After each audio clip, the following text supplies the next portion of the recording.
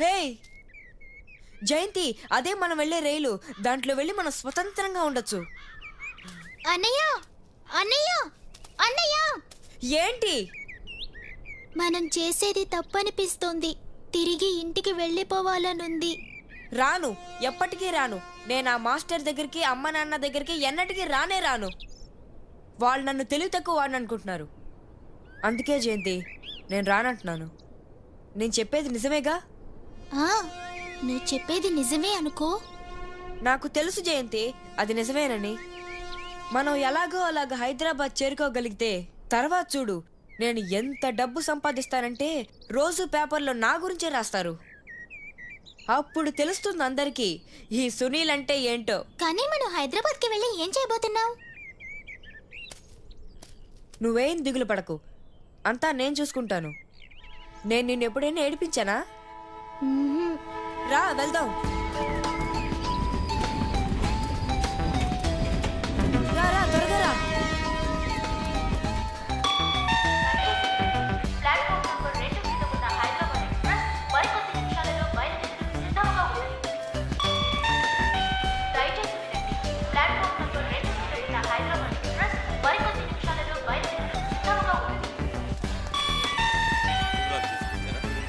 Sir దీన్ని entry చేసుకోండి.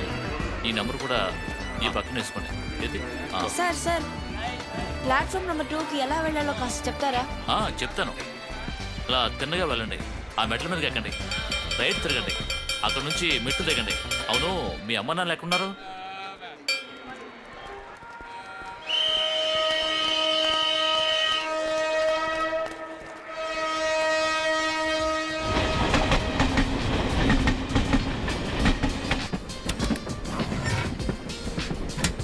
జయంతి, ఇక్కడ ఖాళీగా ఉంది, రా. ఇంత వేగంగా బండి ఇంత వేగంగా వెళ్తే మనం త్వరలోనే హైదరాబాద్ వెళ్ళిపోతాం. జయంతి, నీకేం కాలేదుగా? జయ, హైదరాబాద్కి వెళ్ళిన వెంటనే నా కోసం కొత్త బట్టలు, షూస్, సెల్ ఫోన్ కొనుక్కుంటాను. అమ్మా నాన్నకి నేనంటే ఏంటో చూపిస్తాను. ఏదో ఒక రోజు నేను డబ్బు గలవాడినైపోతాను. అప్పుడు నాకు పరీక్షల్లో వచ్చిన మార్కులు అసలు ఎవ్వరికీ గుర్తుండదు. ఎవరికి తెలుసు, నేను జానీ లీవర్ లాగా పెద్ద ఫిల్మ్ స్టార్ని కూడా కావచ్చు.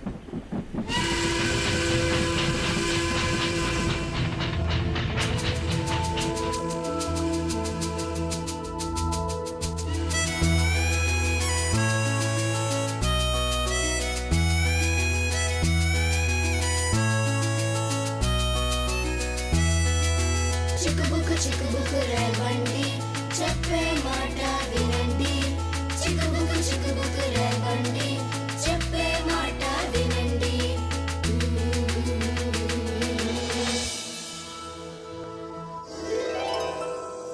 తలచినది అంత అది కల కాదులే, నీతో ఇంక ఎవరైనా సరిరారులే.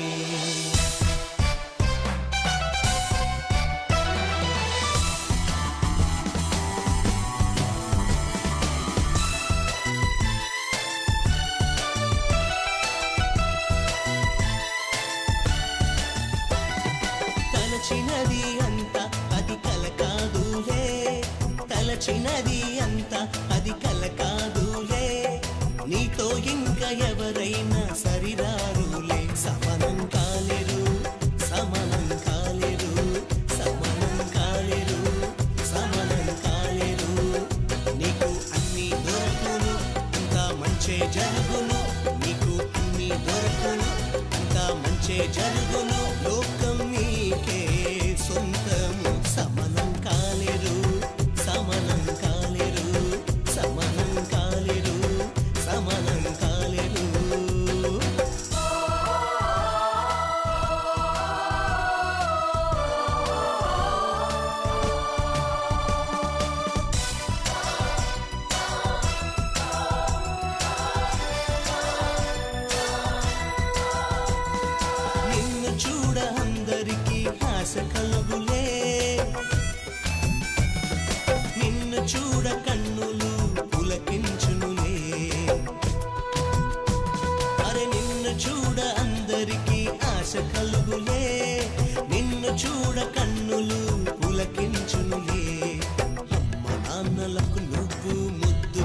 చెబితే ఎదుగుతుంటే నిన్ను చూసి మురిసిపోదురు. సమానం కాలేరు, సమానం కాలేరు, నువ్వే అందరికీ నచ్చినట్టి సూపర్ బాయ్వే. సమానం కాలేరు, సమానం కాలేరు, అన్నయ్య సమానం అన్నయ్య ఆకలేస్తుంది. కాలేరు, అన్నయ్య లే, సమానం కాలేరు. అన్నయ్య లే, నాకు ఆకలేస్తుంది అన్నయ్య.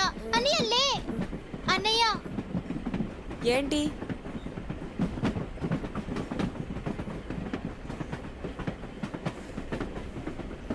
క్షమించండి సార్, మేము ఈ సీటు ఖాళీ అనుకున్నాం. వెళ్ళిపోతాం సార్. ఏం పర్వాలేదు, అంతా సర్దుకుపోతుంది. నా పేరు రాజు. మీ అమ్మ నాన్న ఎక్కడున్నారు? ఆ?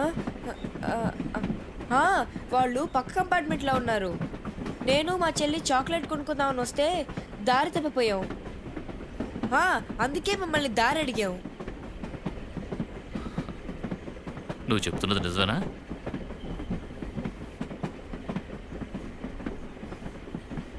దిగులు పడకండి, మీ ఇద్దరు నన్ను నమ్మచ్చు. మీ కథ నాకు పూర్తిగా చెప్పండి, అందులో నిజం మాత్రమే ఉండాలి.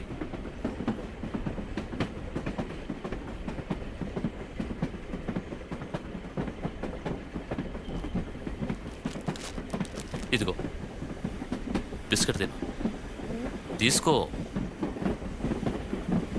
నువ్వు తీసుకో.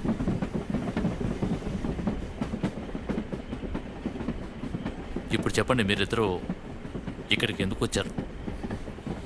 నా పేరు సునీల్ కుమార్, నా చెల్లెల పేరు జయంతి రాణి. మేము పని వెతుక్కోవడానికి హైదరాబాద్ వెళ్ళాలనుకుంటున్నాం. మరి మీ తల్లిదండ్రులు? వాళ్ళకి తెలీదు, మేము ఇంట్లోంచి పారిపోయి వచ్చాము. అలాగా, చాలా పెద్ద సమస్య. అవును, ఇంతకీ నువ్వు ఎలాంటి ఉద్యోగం చేయాలనుకుంటున్నావు? మా చుట్టాల అబ్బాయి బాబు ఒక ఫిల్మ్ స్టూడియో పక్కన టీ కొట్టు పెట్టుకున్నాడు. నేను అందరికంటే చాలా బాగా అల్లం టీ పెడతాను. అయితే నువ్వు టీ స్టాల్ ఓపెన్ చేస్తావు అన్నమాట. మరి టీ విషయం జయంతి, నువ్వెందుకు పారిపోయావు? నేను మా అన్నయ్యని వదిలి ఒక్క క్షణం కూడా ఉండలేను. నేను ఆ టీ కొట్లో అన్నయ్యకి సాయం చేస్తాను. కానీ చదువు సంగతి ఏంటి? అక్కడికి నేను వెళ్ళను. అక్కడ అందరూ నన్నే తిడుతూ ఉంటారు. ఎప్పుడు చూసినా నా మీద అరుస్తూ ఉంటారు. నాకు చదువు సరిగ్గా ఎక్కకపోతే దానిలో నా తప్పే ఉంది. అసలు నాకు దేవుడు చదువు విషయంలో బుద్ధి ఇవ్వలేదు. చూడు, దేవుడు పక్షపాతం లేకుండా అందరికీ అన్ని సమంగా ఇస్తాడు. ఆడవాళ్ళు మగవాళ్ళు అన్న తేడా ఆయనకు ఉండదు. సునీల్, నీకు దేవుడు ధైర్యాన్ని పట్టుదలని ఇచ్చాడు. జయంతికి స్వచ్ఛమైన మంచి మనసు ఇచ్చాడు. దేవుడు మనలో ప్రతి ఒక్కరికి ఒక్కో గుణాన్ని, యోగ్యతని ఇచ్చాడు. మనలో ప్రతి ఒక్కరికి ఒక్కొక్క ప్రత్యేక బహుమతినిచ్చాడు. కానీ ఆ దేవుడికి మేమంటే ఇష్టం లేదనుకుంటాను. ఉండుంటే మా అమ్మా నాన్నలు మమ్మల్ని తిట్టకుండా ఆపేవాడు కదా. మమ్మల్ని పేదవాళ్ళుగా పుట్టించుండడుగా. మా వీరయ్య బాబాయ్ దగ్గర ఎంత డబ్బున్నా మాకు ఎలాంటి సాయమూ చెయ్యడు. అది మా ఉద్దేశం ఏంటంటే మేము హైదరాబాద్కి వెళ్ళి నిరూపించుకోవాలని. నాకు కొన్ని ఆశయాలు ఉన్నాయని. నేను ధనవంతుని అవుతాను, మంచి పేరు తెచ్చుకుంటాను. అలాగా? నీకు డబ్బు కీర్తి వస్తే నువ్వు ముఖ్యత్వం పొంది అందరూ నిన్ను గుర్తిస్తారనుకుంటున్నావా? గుర్తిస్తారు. అలా నువ్వు డబ్బుని కీర్తిని సంపాదించవలసిన అవసరం లేదని నేనంటే? అవన్నీ నాకు తెలీదు, కానీ నేను సాధించి తీరుతాను. హైదరాబాద్ చేరుకోవడానికి ఇంకా చాలా టైం పడుతుంది. నేను మీకు కథ చెప్తాను. ఆ కథ విన్న తర్వాత మీరేమనుకుంటున్నారో చెప్పండి. థ్యాంక్ యూ రాజు అంకుల్, మీరు నాకు చాలా నచ్చారు. అది నా అదృష్టం అమ్మా. నేనిప్పుడు చెప్పబోయే కథ అందరినీ ప్రేమించే దేవుడి గురించి. ఆయన మనల్ని అందరినీ ఓ కారణం కోసమే సృష్టించాడు. ఆయనకి మనందరం అంటే చాలా చాలా ఇష్టం. చూడండి, లోకం ఆవిర్భవించినప్పుడు దేవుడు సకల జీవరాశులన్నీ సృష్టించాడు.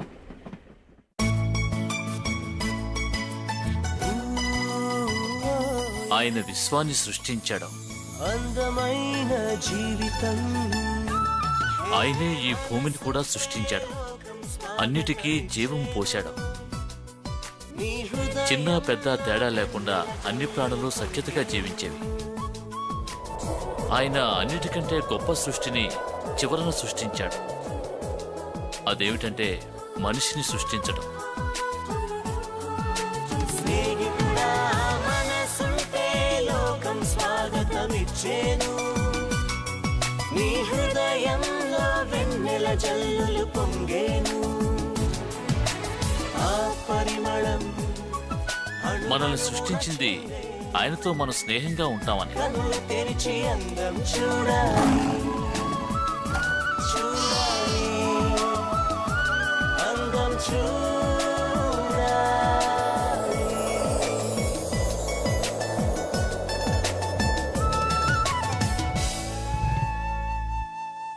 ఆయన తోటలో నివసిస్తూ ఆయనతోనూ ఆయన సృష్టితోనూ చెలిమి చేశాం.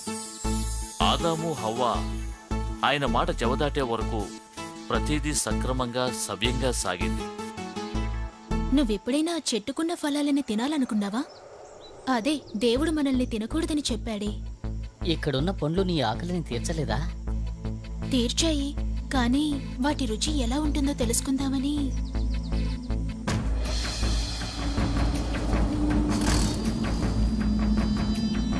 నిజంగానే దేవుడు ఈ తోటలో ఉన్న ఈ చెట్టు పళ్ళుని తినకూడదు అన్నాడా?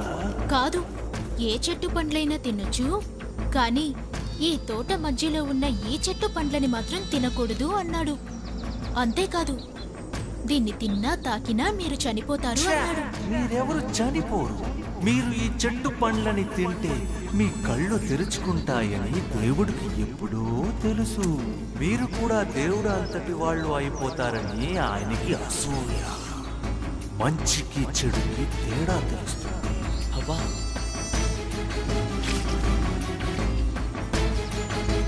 నువ్వు తిను.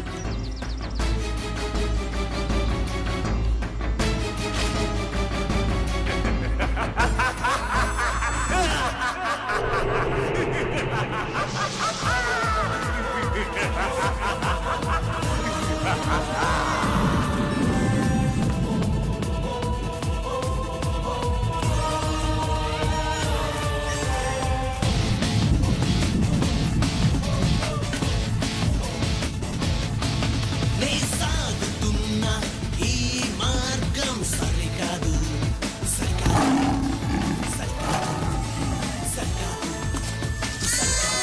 పోయే దారి మంచి కాదు. మనం దేవుని మాట చెవదాటగానే ఆయనతో వేరుపడి వక్ర మార్గంలో పడిపోయాం. మనం క్రూరులమయ్యాం, ఒకరిని ఒకరం హింసించుకున్నాం, దురాశాపరులం, స్వార్థపరులం అయ్యాం. మనం ఒకరిని ఒకరం ప్రేమించుకోవటం మర్చిపోయాం.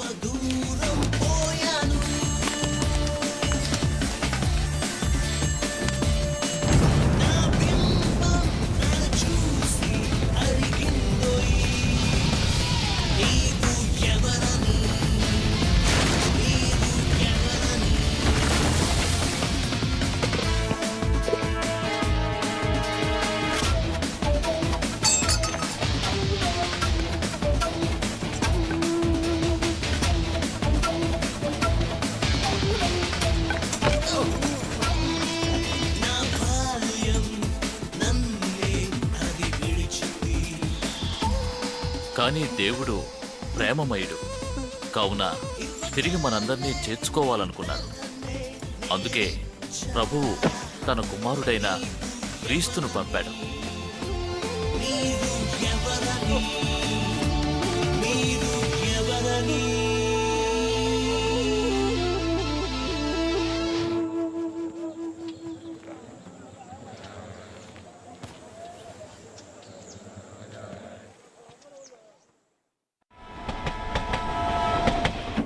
ఆ కుర్రాడు డబ్బులు దొంగిలించాడా? అవును, దొంగిలించాడు. మనందరం తప్పులు చేస్తూ ఉంటాం. ఏదైనా తోటలో సర్పం గుర్తుంది కదా, పాము అనే సాతాను తప్పుడు పనులు చేయమని ఇప్పటికే మనల్ని ప్రేరేపిస్తున్నాడు. దేవుడు మనల్ని క్షమించాలనుకున్నాడు. అందుకే భూమికి తన కుమారుని పంపించాడు. ఈ కథ ముగిస్తాను, మీకంతా అర్థమవుతుంది. అంకుల్, ఇంకా హైదరాబాద్ వెళ్ళడానికి ఎంతసేపు పడుతుందో మీకు తెలుసా? నువ్వేం దిగులు పడద్దు. హైదరాబాద్ చేరుకోవడానికి ఇంకా చాలా టైం ఉంది. దేవకుమారుడైన క్రీస్తు మనందరి మధ్య మనుష్య రూపంలో అవతారం ఎత్తాడు. మరియా అనే కన్య కడుపున ఆయన జన్మించాడు. మరియా ఆమె భర్త యోసేపు క్రీస్తును తమ బిడ్డగా అంగీకరించారు.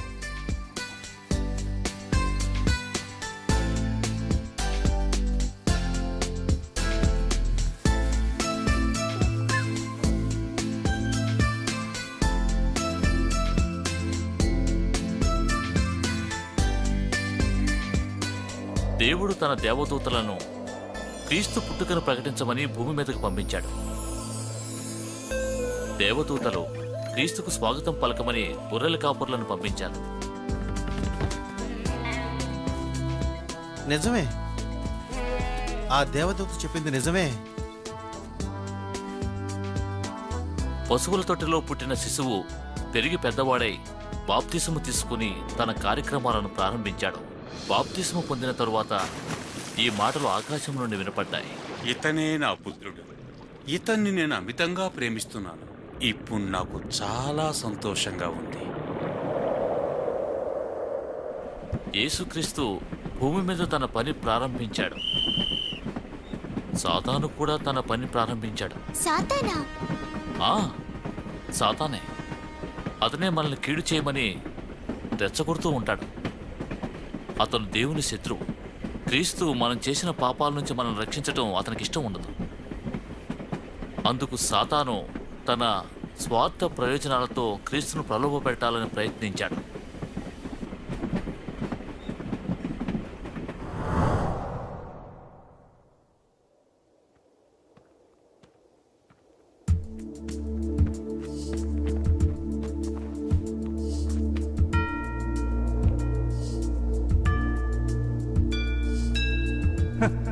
దేవుని బిడ్డ 40 రోజులు ఆహారం లేక పస్తులతో ప్రార్థన. ఇది ఏమైనా పరీక్ష? ఇది నీ ప్రభువుని ఉపాయమా?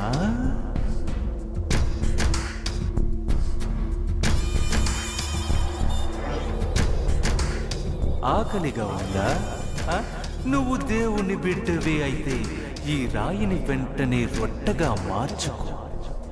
లిఖించబడింది, మానవులు కేవలం ఆహారం వల్లనే కాదు, ప్రభువుని స్మరిస్తూ కూడా జీవించగలరని.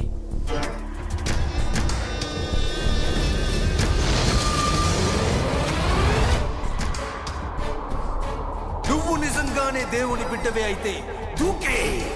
లిఖించబడిందిగా, దేవదూతలు నిన్ను రక్షిస్తారని, నీకు ఎటువంటి హాని కలగనివ్వరని, నీ కాలి గోటికి కూడా ఈ రాళ్ళ వల్ల దెబ్బ తగలదు అని. అవును, లిఖించబడింది. ప్రభువుని పరీక్షించాలని మాత్రం చూడద్దు.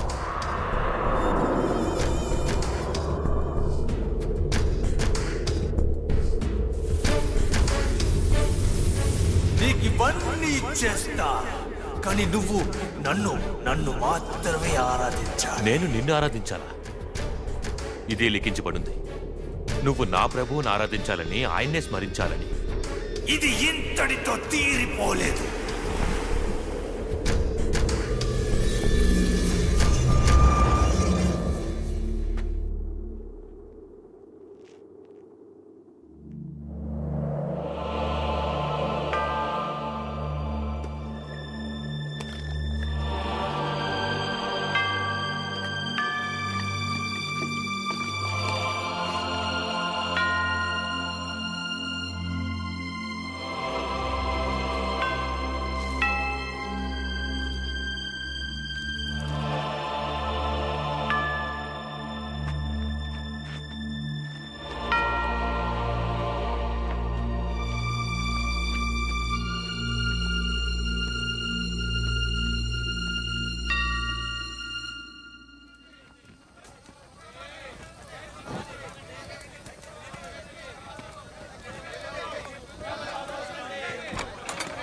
నాకు కళ్ళు కనిపిస్తున్నాయి.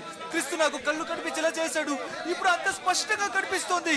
నా నాకు మాట చాలా వినండి, సంతోషంగా అందరూ ఉంది. రేపు రండి. ఇప్పుడు కలవడానికి వీలు లేదు. అందరూ దయచేసి నా మాట వినండి, వెళ్ళిపోండి. ఈ అద్భుతమైన వ్యక్తిని అందరూ ఇష్టపడుతున్నారే. అవును, అతని కీర్తి ప్రతిష్టలు పెరుగుతున్నాయి. ఆయన చాలా మంచివాడు. నికోదమస్, అతను మనలో ఒకరు కాదు.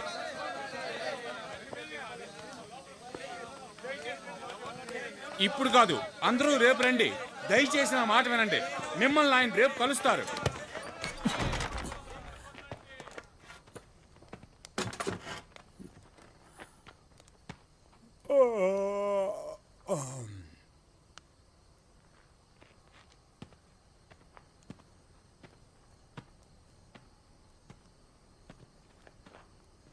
ధన్యవాదాలు యోధా, ధన్యవాదాలు. పర్వాలేదు క్రీస్తు.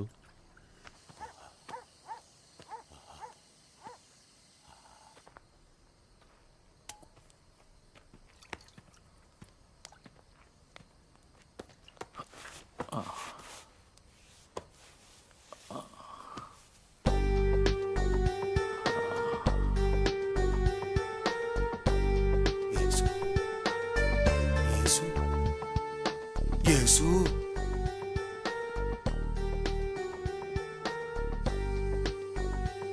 నికోడిమస్, ఇంత రాత్రప్పుడు ఇక్కడేం చేస్తున్నారు? యేసు, నిన్న దేవుడు పంపించాడు కాబట్టే నువ్వు ఈ అద్భుతాలను చేయగలుగుతున్నావు. ఒక జన్మించిన వ్యక్తి మరుజన్మ ఎత్తితే ఖచ్చితంగా ప్రభువుని అనుగ్రహం పొందగలడు.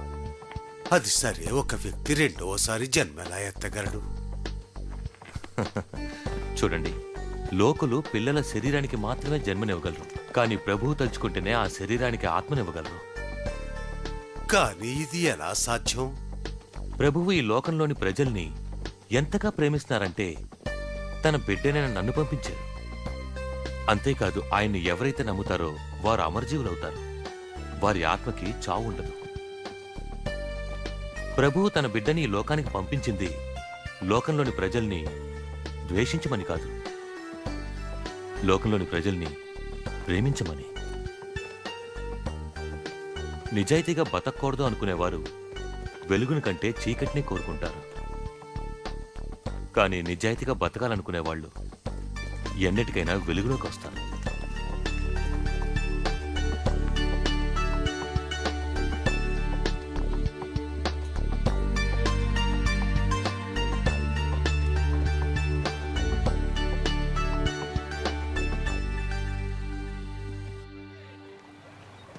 అందరూ అంటారు అయిన వాళ్ళని ప్రేమించమని, శత్రువుల్ని ద్వేషించమని. కానీ నేను శత్రువుల్ని ప్రేమించమంటున్నాను. రండి, నేను తీసుకెళ్తాను. మిమ్మల్ని ద్వేషించే వాళ్ళని కొంచెం ప్రేమించండి. తప్పుకుంటారా? మిమ్మల్ని ప్రేమించే వాళ్ళ కోసం ప్రార్థన చేయండి.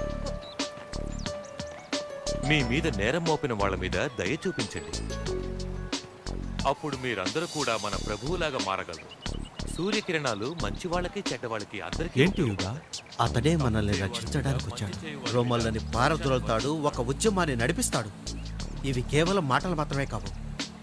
శత్రువులను ప్రేమించాలన్న విషయం గురించి మనం చర్చించాలి.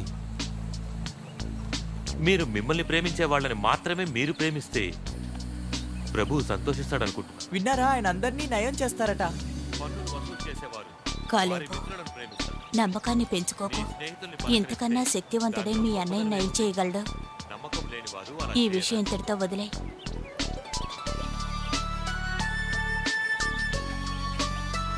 నీవెలా నిన్ను ఇతరులు చూడాలనుకుంటున్నావో అలాగే ఇతరుల్ని నువ్వు చూడు.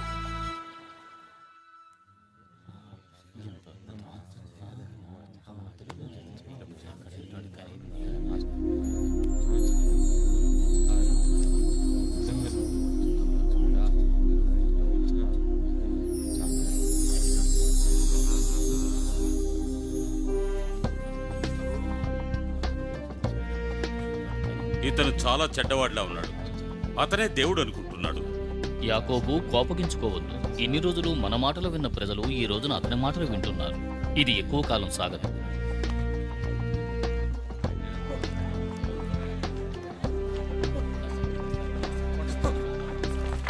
ఎందుకు ఆగిపోయారు? మనం లోపలికి వెళ్ళలేమనుకుంటా. దిగులు పడకు కాలేబు, మీ ప్రయత్నం మీరు చేశారు. ఆయనే నీ జబ్బును నయం చేయగలరు. నా దగ్గర ఓ ఉపాయం ఉంది, రండి.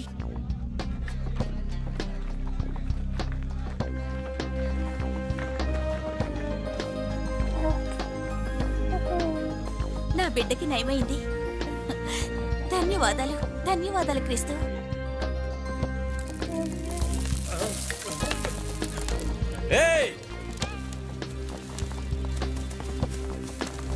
మీరు ఇంటి కప్పు మీద ఏం చేస్తున్నారు? ఏం పర్వాలేదు పేతురు, అటు చూడు.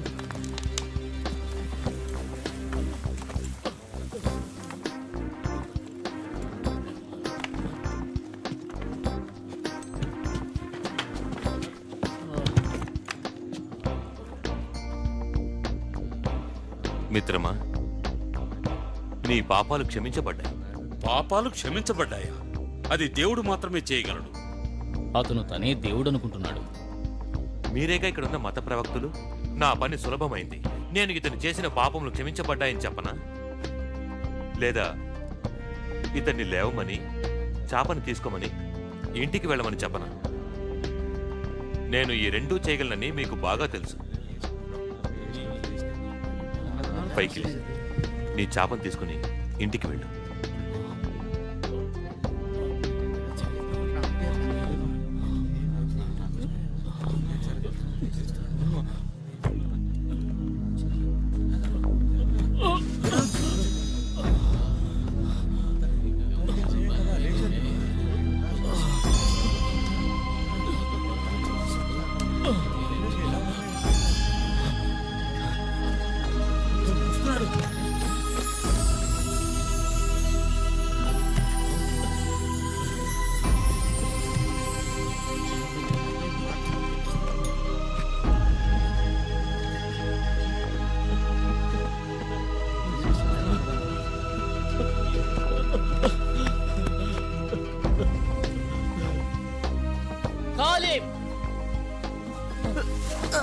నేను నమ్మలేకపోతున్నాను.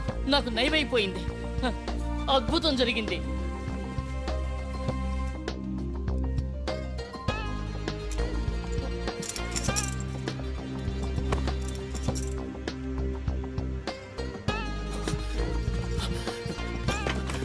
చాపను మర్చిపోయాను. కాళీ, రా వెళదాం. కాళీ, రా వెళదాం.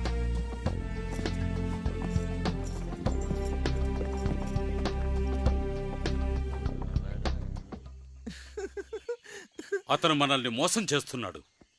ఈసారి నేను నీతో ఏకీభవిస్తున్నాను. అతన్ని మనం వదిలించుకోవాలి.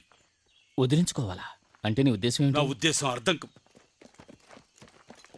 మనం అతన్ని నిర్మూలించాలి, మన మంచి కోసం. అలాగా, నిజమే.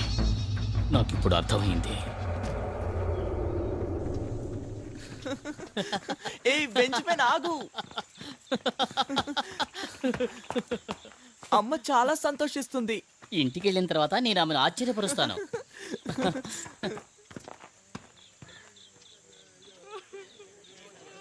వద్దు కాళీ, అటు చూడొద్దు. రోమన్లు ఒక నేరస్తుని సిలువనెక్కిస్తున్నారు. మనం అడ్డదారి నుంచి ఇంటికి వెళ్ళిపోదాం. బెంజమిన్, ఏంటి? వాళ్ళు దొంగతనం చేసిన సిలువనేస్తారా? నాకు ఆ విషయం తెలీదు. రోమన్ సిపాయిలు వాళ్ళు అనుకున్నది చేస్తారు.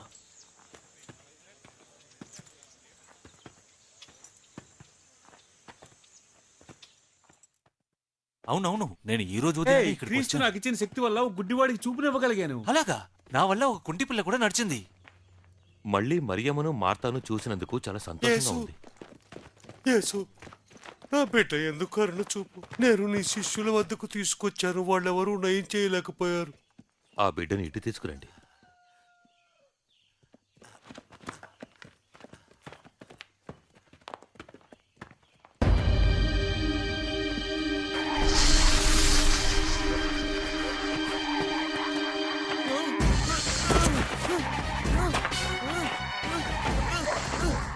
ఎంతకాలంగా ఇతను ఇలాగే ఉన్నాడు? పసిబిడ్డగా ఉన్నప్పటి నుంచి వీడికి మాటలు రావు. ఆ సాతాను వీడిని అగ్నిలోకి నీళ్ళలోకి పడేస్తుంటాడు. యేసు మా ఎంత నువ్వు చేయగలిగితే వీడికి నయం చేయి. చేయగలిగితేనా? నమ్మకం ఉన్న వారికి అసాధ్యం కూడా సాధ్యమే. నాకు నమ్మకం ఉంది, కానీ దృఢ నమ్మకం రావడానికి సాయం చేయి.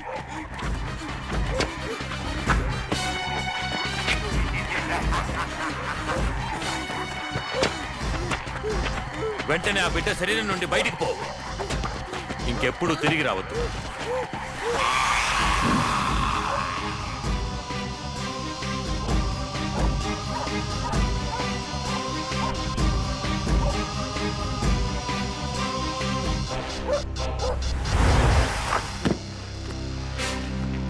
ఈ కుర్రాడు చనిపోయాడు.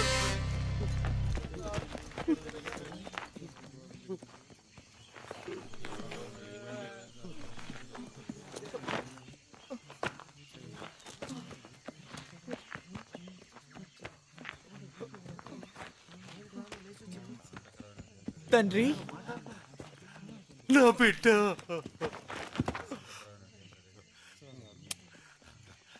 నా బిడ్డ.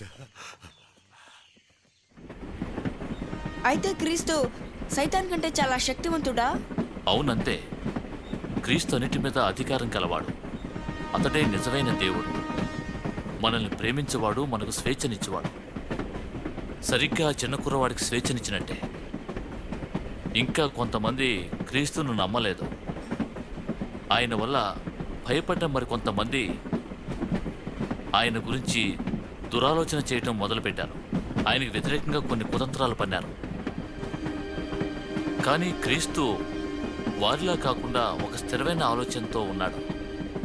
క్రీస్తుకి తనేమిటో తెలుసు. అందుకే అతను దేన్నైనా తట్టుకోగలిగాడు.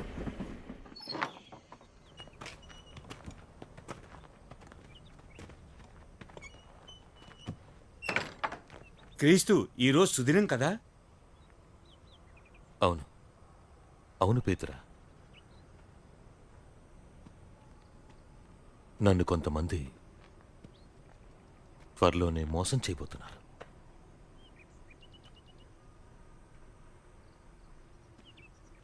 నన్ను వాళ్ళు చంపేస్తారు. కానీ చనిపోయిన 3వ రోజు నేను మళ్ళీ తిరిగి వస్తాను.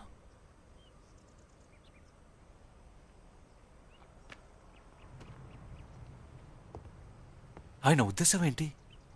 అదే నాకు అర్థం కావటం లేదు. ఏం జరుగుతుందో ఏమిటో. మీరు యెరూషలేములో పండగ చేసుకోవడానికి వచ్చారా?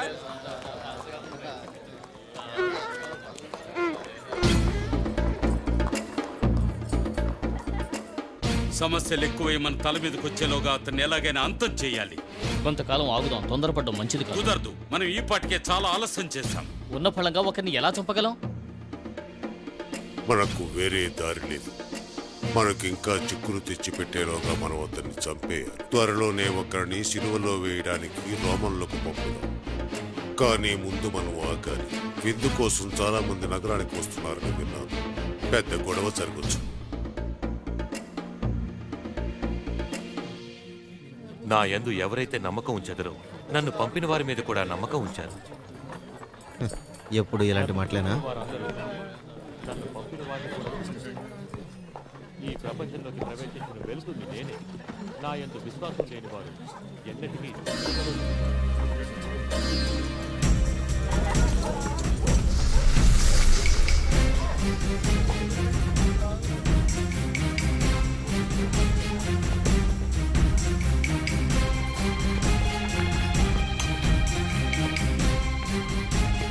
యేసు శిష్యుడు ఇక్కడికి ఎందుకు వచ్చినట్టు? మమ్మల్ని వెతుక్కుంటూ రావడానికి కారణం ఏమిటి? నేను క్రీస్తుని అప్పగిస్తే మీరు నాకు ఎంత సొమ్ము చెల్లిస్తారు? నువ్వు ఆ పని చేయగలవా?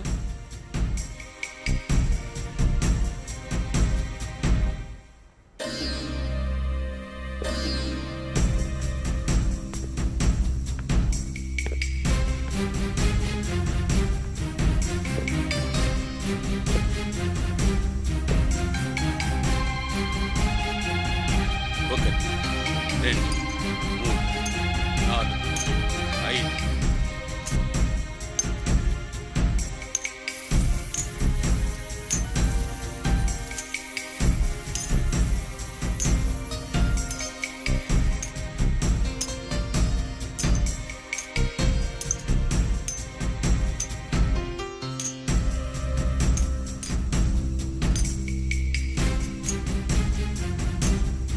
27, 28, 29, 30.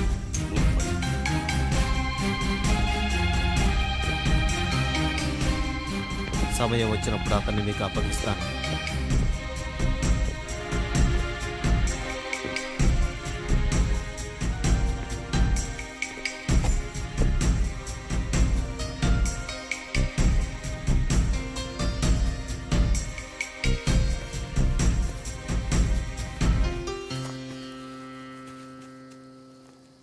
పేతురు, యాకోబు, యోహాను, రండి.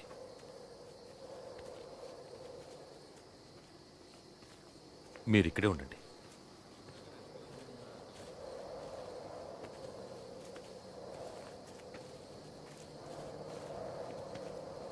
నాకు బాధగా ఉంది.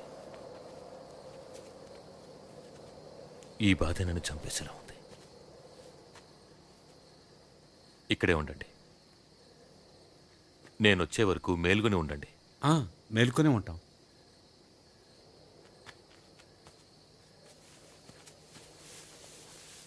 అసలు ఇక్కడ ఏం జరుగుతోంది? నాకు అర్థం కావట్లేదు. ఆయన నేను ఇంతకుముందు ఎప్పుడు అలా చూడలేదు.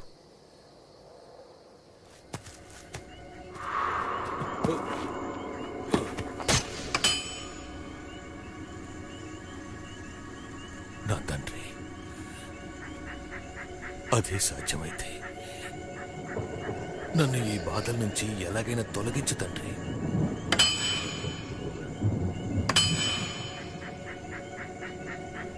నీకేం కావాలో నాకే వద్దో తెలియచేయి.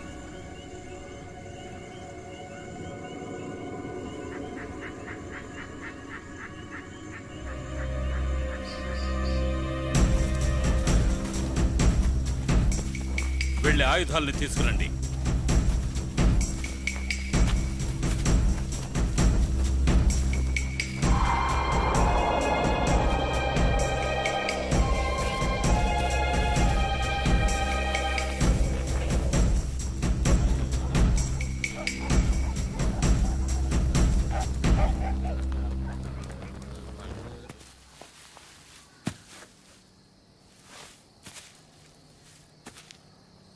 నేను వచ్చేంత వరకు మెలకుగా ఉండలేకపోయారా? క్రీస్తుని మేము ఎలా గుర్తుపట్టాలి? ఎవరినైనా ముందుకు పంపించి సైన్యం చేయమంటే మేము గుర్తుపడతాం. వద్దు, నేను ఎవరి బుగ్గు మీద అయితే ముద్దు పెట్టుకుంటాను అతనే క్రీస్తు. నేను నా తండ్రి వద్దకు చేరుకునే సమయం ఆసనమైంది. లేవండి. నాకు ద్రోహం చేయాలనుకున్నవాడు వచ్చేశాడు.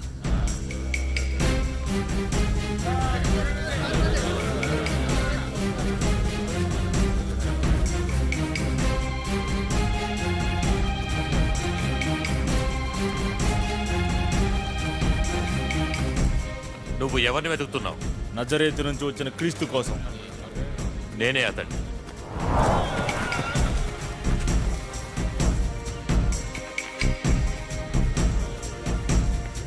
ఎవరి కోసం చూస్తున్నావు? నజరేతు నుంచి వచ్చిన క్రీస్తు కోసం. నేనేనని ఇంతకు ముందే చెప్పాను. మీకు కావాల్సింది నేనే అన్నప్పుడు మిగతా వాళ్ళని వెళ్ళనివ్వండి.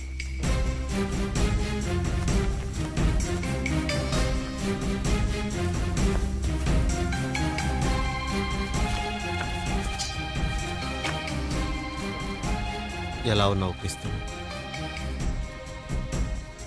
ముద్దు పెట్టి ద్రోహం చేయబోతున్నావా?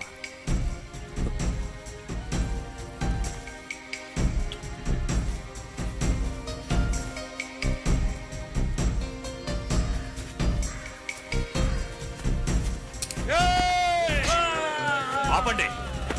నీ ఖడ్గంను పారే. ఖడ్గాన్ని చేతపట్టిన వారికి ఖడ్గం వలె మృతువాటిల్లుతుంది. నాకు నా తండ్రి విధించింది ఆనందంగా స్వీకరిస్తాను.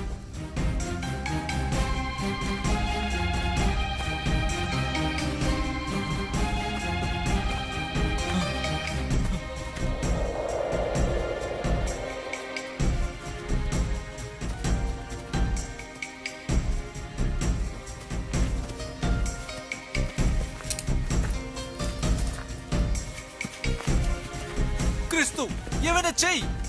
వాళ్ళని ఆపొచ్చు కదా. నీకు తెలుసు కదా, నా తండ్రిని రక్షణ కోరుకుంటే 12 సేనల దేవతల్ని పంపుతారు. అంతా ఆయన లిఖితం ప్రకారమే జరుగుతుంది.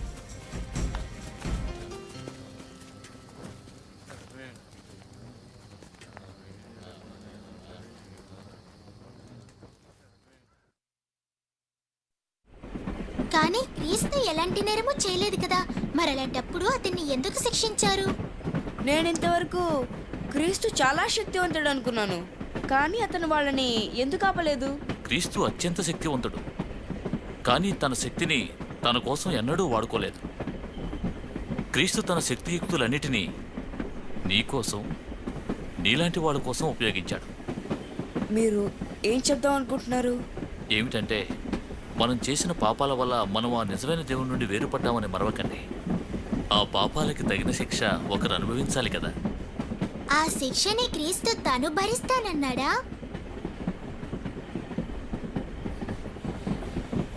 అవును. అతనికి వాళ్ళు ఎలాంటి శిక్ష విధించారు? ఆ రోజుల్లో సిలువపై మేకులు దిగొట్టి మనుషుల్ని చంపేవారు. అంటే క్రీస్తుకి అదే శిక్ష విధించుండాలి.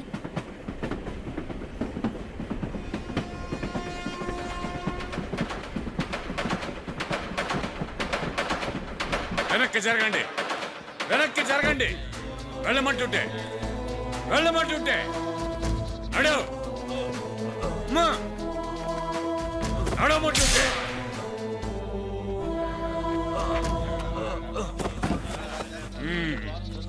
ఏయ్, వీడికి సాయం చేయి.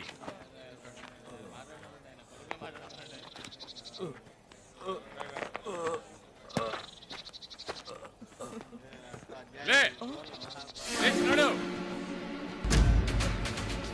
నడమంటుంటే. ఏయ్, లే, వెళ్ళు.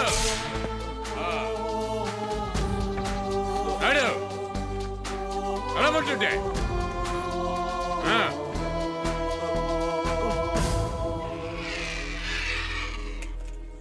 ఈ దొంగలిద్దరిని ముందు తీసుకెళ్ళండి. ఆ క్రీస్తు సంగతి ఆఖరణ చూద్దాం.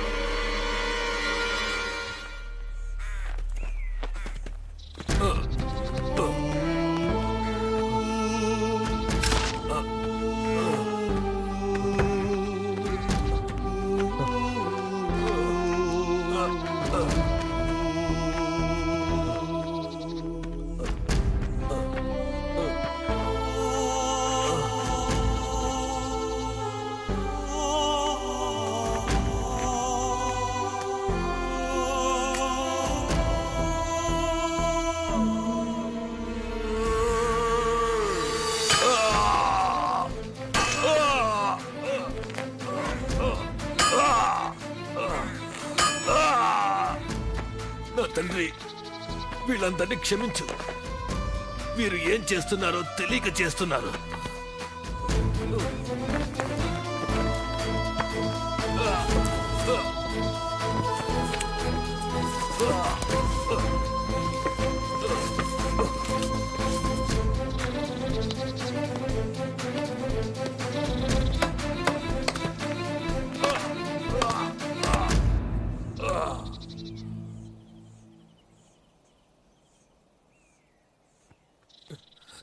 నా తండ్రి, నా దేవుడా, నన్ను నీవు ఎందుకు నిరాకరించితివి? నువ్వు ప్రభువుని పెట్టావు కదా, నిన్ను నువ్వు కాపాడుకో. వీలైతే మమ్మల్ని కాపాడు. నీకు దేవుడంటే భయం లేదు.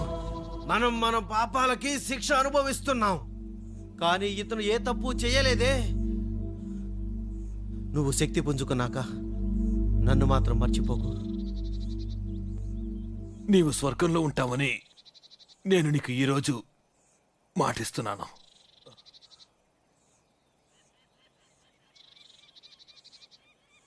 అంతా జరిగిపోయింది. నా తండ్రి, నేను నన్ను నీకు సమర్పించుకుంటున్నాను.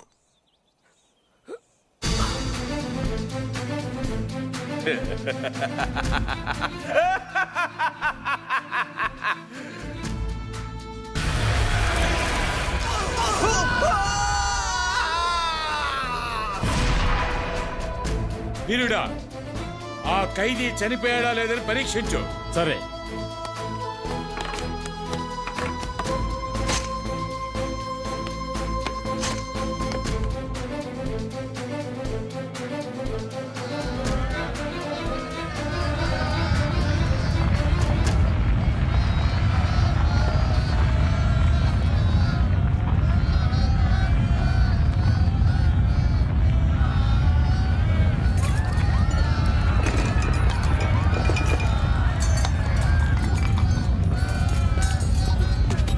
ప్రళయం సంభవిస్తోంది.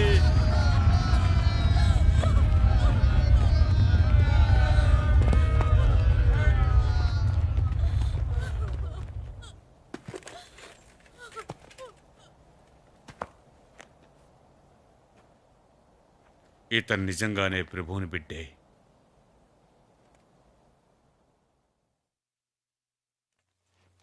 ప్రేతమును తీసుకువెళ్ళడానికి పిలేటు నుంచి మాకు అనుమతి లభించింది.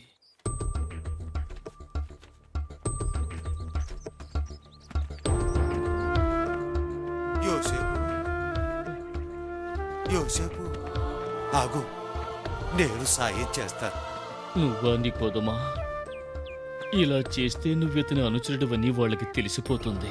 నన్ను వాళ్ళే చేసుకున్నా నాకు అనవసరం, ఎవరికేం తెలిసినా నాకు అనవసరం. నా ముందే ఉన్న ఆ దైవం తాను నమ్మకమంటూ కలుగుటలేదు.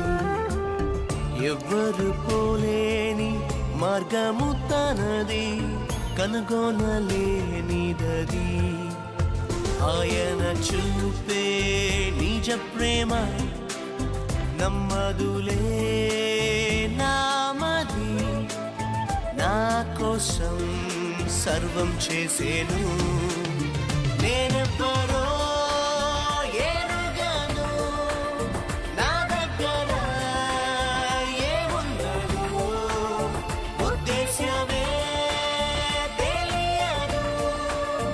ఏకాకికి తోచదులే.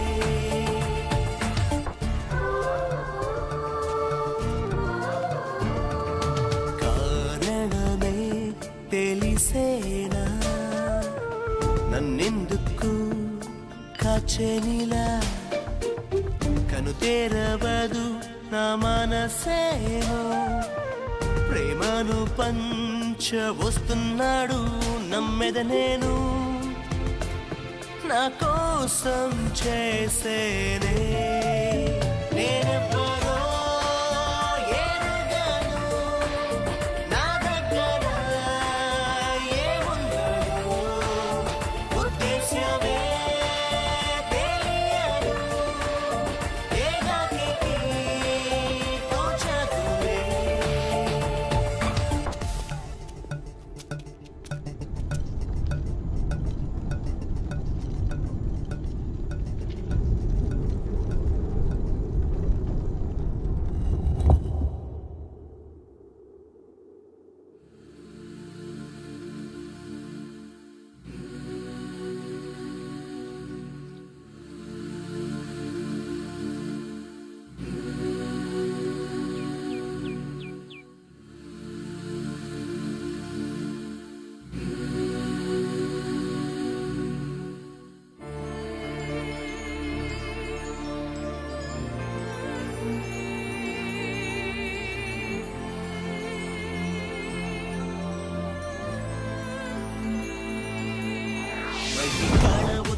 జారిన కలలకు జరుగున ఇలలో నిజంగా ముక్కలు అయిన పాత్రలు అతుకునా సాధ్యమా కానే కాదులే సాధ్యమే అయినచో మార్గమే ఉన్నచో ఆ మార్గం దేవునిది మార్చులే దేవునిది మార్చులే దారిని మార్చులే దారిని మార్చులే దారిని నీ దారిని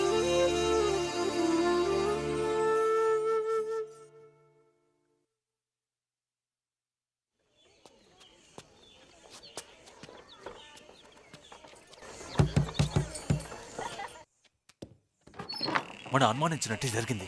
నగర ప్రభువులు మన కోసం గాలిస్తున్నారు.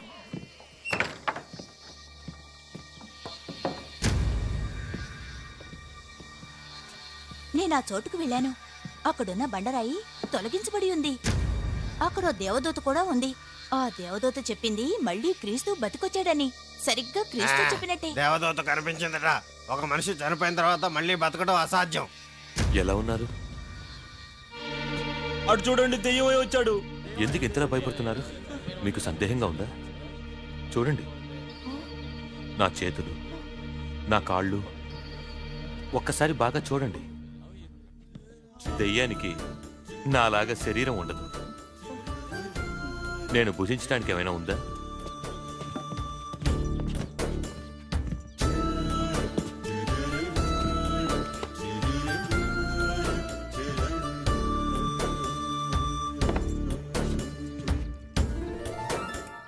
తెలుసుకున్నారుగా, దెయ్యాలు చేపలు తినవు.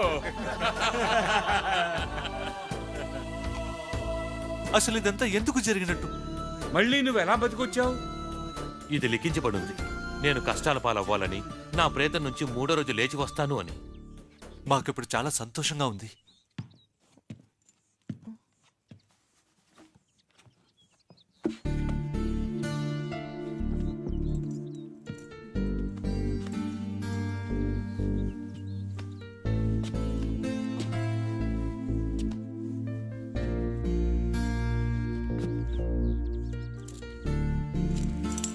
ఇవి మీవే.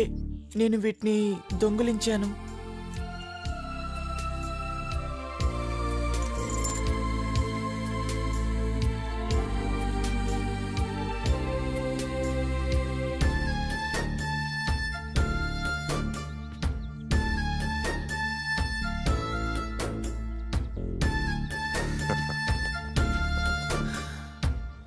ఇది లిఖించబడింది.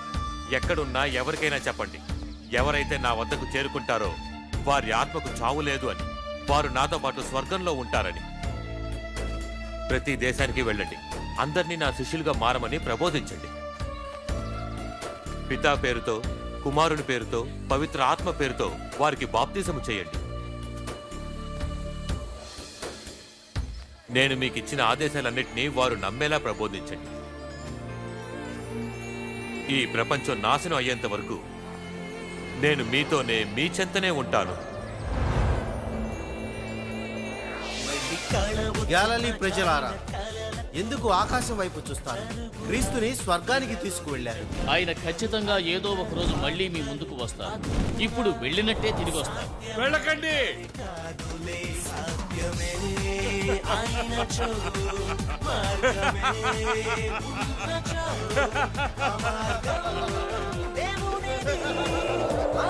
వేచి ఉంటాం.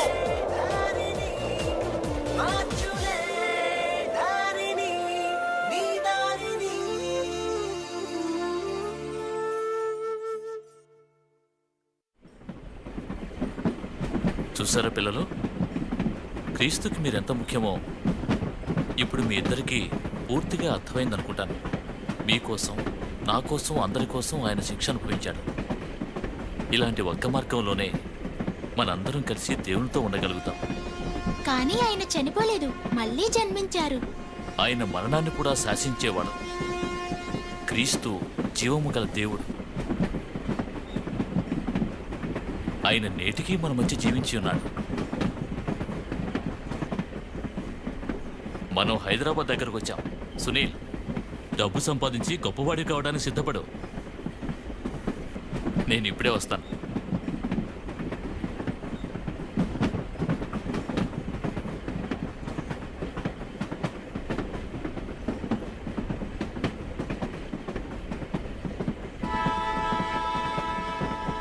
జయంతి, నాకెందుకో మనం తిరిగి వెళ్ళడమే సరనిపిస్తోంది. అంకుల్ చెప్పిన కథ విన్న తర్వాత నేను తెలుసుకున్నాను దేవుడు మనని ప్రేమిస్తున్నాడని. అంతేకాదు, మనకి కొన్ని బాధ్యతలు ఉన్నాయని తెలుసుకున్నాను. నీకు నేనేమంటున్నాను అర్థమైందా జయంతి? బాగా అర్థమైంది. రాజు అంకుల్ చెప్పిన క్రీస్తు కథ విన్నాక నాకు నమ్మకం వచ్చింది, అందరూ నన్ను ప్రేమిస్తారని. సునీల్, మనం హైదరాబాద్ దగ్గర పడ్డాం. మీరు దిగడానికి సిద్ధమేనా? లేదు, మేము తిరిగి వెళ్ళిపోవాలనుకుంటున్నాం. కానీ ఎలా వెళ్ళాలో తెలియడం లేదు. నేను ఇక్కడికి రావడానికి కూడా టికెట్ కొనలేదు. ఒకవేళ టీసీ వస్తే... మీరు టీసీ గురించి భయపడద్దు. ఎందుకని?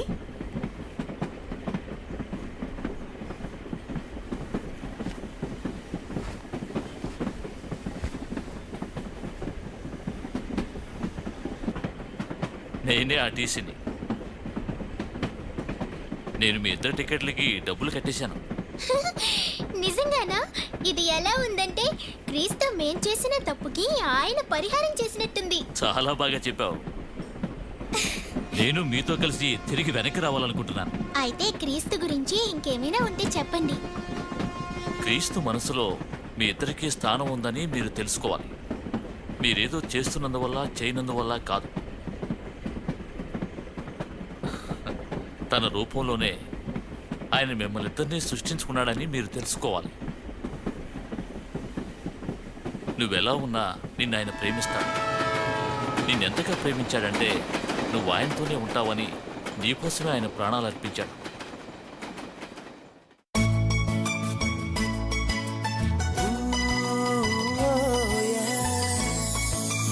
అందమైన జీవితం, హే మనసుంటే లోకం స్వాగతమిచ్చేను. నీ హృదయంలో వెన్నెల జల్లులు పొంగేను.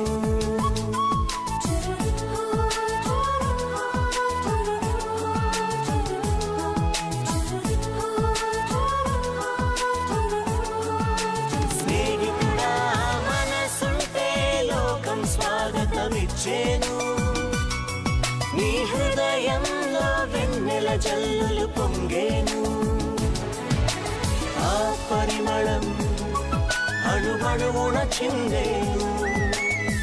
కనులు తెరిచి అందం చూడాలి, చూడాలి, అందం చూడాలి.